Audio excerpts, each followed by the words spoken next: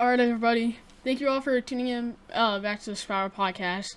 And today is the Ohio State podcast, and I'm going to be talking about where each of the Ohio State Buckeyes that got drafted, if they went to a good landing spot for the NFL, and just give my opinions on it. So we're just going to start off with the number 4 pick, and the first Buckeye drafted, which was Marvin Harrison Jr., and he went to the Arizona Cardinals.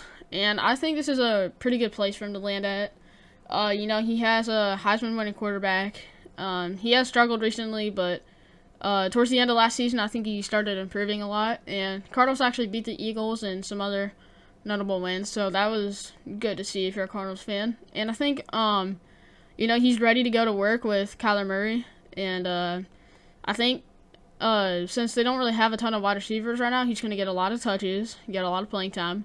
And I really think he could break out as one of the top wide receivers for the team and maybe even the NFL, and end up achieving his pretty ambitious goals of being better than his dad. So we'll see if it happens, and I hope the best for him in Arizona, but I think it's not terrible. I think he could have been worse. And then Michael Hall Jr. was the second Buckeye taken, and he went to the Cleveland Browns. I don't think this was a bad place for him.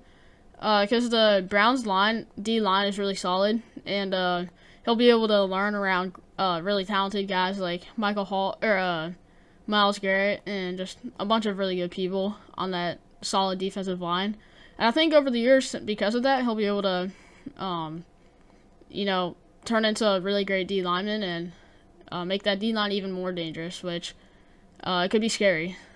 So I think it's a good place for him. It might take a little longer than some of the other guys on the list to really become like an impact, but I think he will definitely be an impact later on. So I think it was a good place.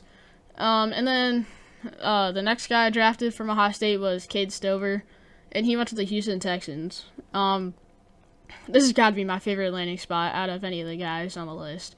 He's reuniting with C.J. Stroud, who was his quarterback for the 2022 to 2023 season, and he did really good with him, and they grew a really great connection, he said to the public. And it's a really smart move by the Texans to draft him, because that built-in chemistry already there is sometimes really big.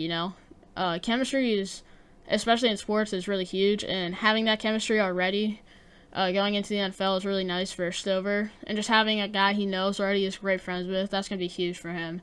And I think it really was a good spot. The Texans don't really have an amazing tight end room.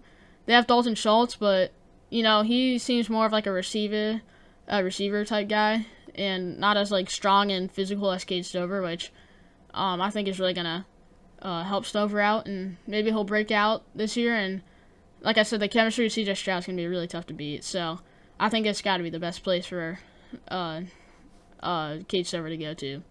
And then the last guy drafted was Tommy Eichenberg, and he went to the Las Vegas Raiders. I don't hate it, but it's not really anything special to me.